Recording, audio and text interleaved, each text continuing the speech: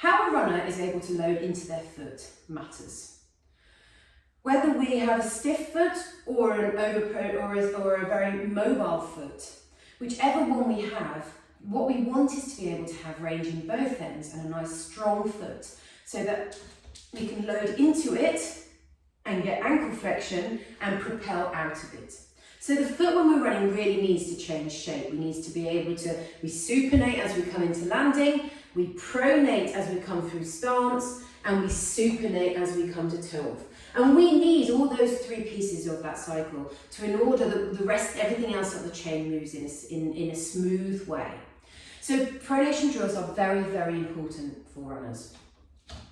So I'm going to teach you through a very basic pronation drill to start off with. So the first thing we want to do is we want to come into the first point of contact, which is heel strike. Okay, so when we come into heel strike, you're going to step back, you're going to step 1 foot forward, and you're going to come into the outside of your heel.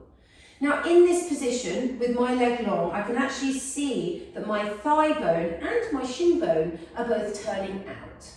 And with that, the arch of my foot is high. From there, the first thing I'm going to do is, in a nice and relaxed way, is just let my knee bend. Okay? So I come to the start, I find the outside of my heel, I have a nice long extended knee, and then I'm just going to let that knee bend. And I'm just going to do a couple of these, just to really feel what it feels like to have a really nice relaxing flow to that knee bending. Okay? For a lot of people, they'll want to miss this part of the gait cycle, and they'll want to, in their pronation drills, they'll start here with a bent knee. They're probably the people that most need to start here. Now we can do a quick relaxing of the quad by lifting and locking the quad and relaxing it, lifting the quad and relaxing it.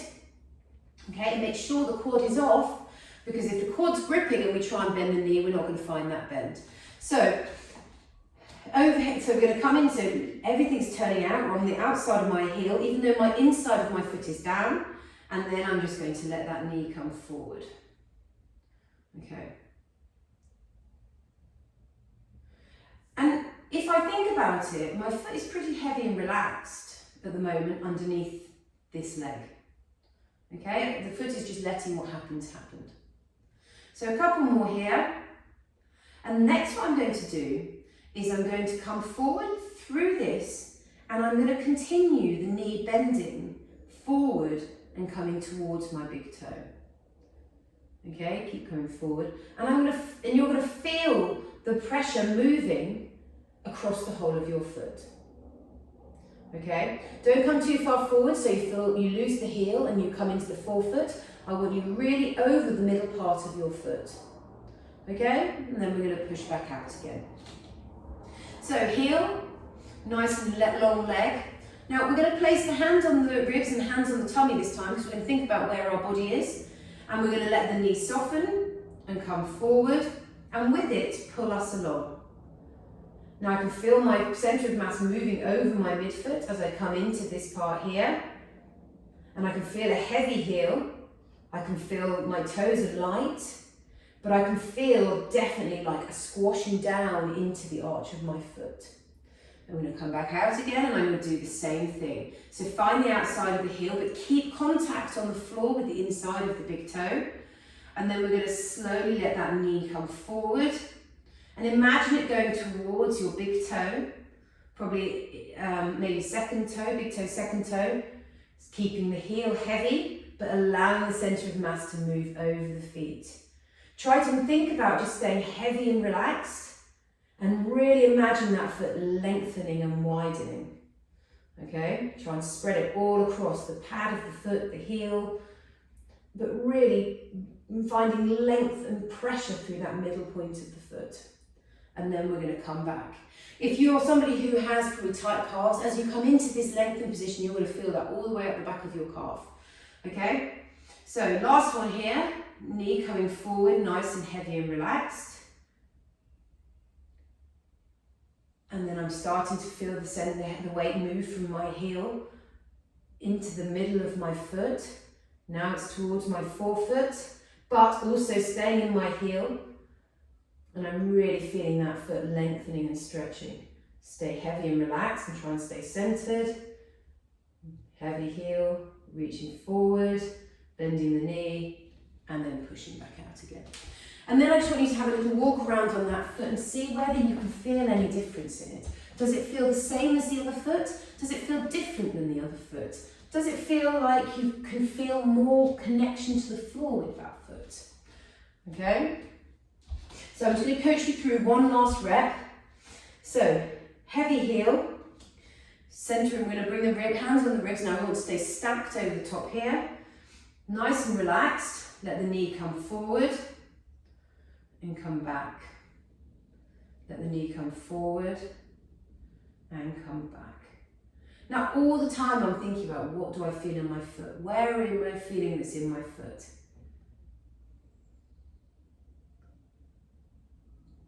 And I'm just going to do one more here. Okay? Try not to, as you're coming into this, just let the pelvis like turn as you're coming in. You can have a subtle turn, but we want to mainly be staying forward towards that leg. And then we're just going to come into that full drill. So just feeling where you feel pressures in your foot. We want to feel it in the heel, across the forefoot, but we want to feel a real push down into that arch. Really pushing, pushing, pushing. And then we're going to come back again. Okay, back into the outside heel. In fact, if you put your hands behind here, make sure they're just hanging down on the side. Okay, so nice and relaxed, knee comes forward. And just imagine that weight moving through that foot. Keep the knee bending, keep the knee bending. Heavy, heavy, heavy in that foot. And then we're going to push back out again. So you must keep that pressure in the heel. If you lose the heel, you're going to come very, very forefoot, and you're finding different ways of creating that knee bend. So heel heavy.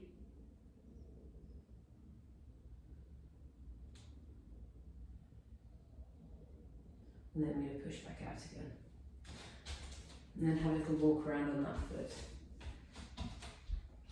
I'm just going to do a couple on the left.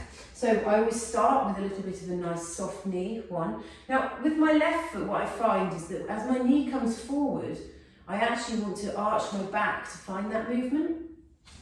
So the best thing to do is to stay stacked with here and then slowly let the knee come forward. One. Two. So outside heel, nice long leg.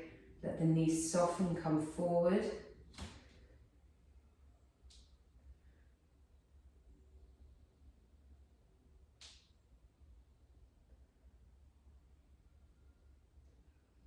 And then I'm going to come into that full rep.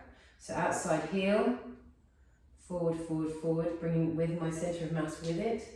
Forward, forward, forward, forward. And then push really hard down.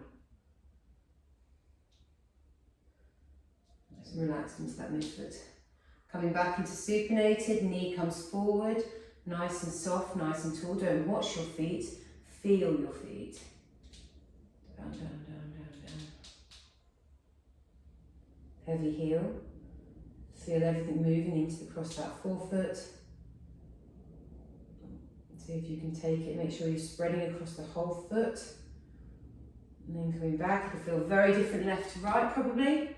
And then we're going to come forward and we're just going to do another couple just here. Knee comes forward. For me on this left side, I need to make sure I'm pulling everything forward with that knee. Heavy heel. See if I can really spread that weight across my whole foot, lengthening through the arch, pushing back out again. Now I'm going to come forward, knee comes forward.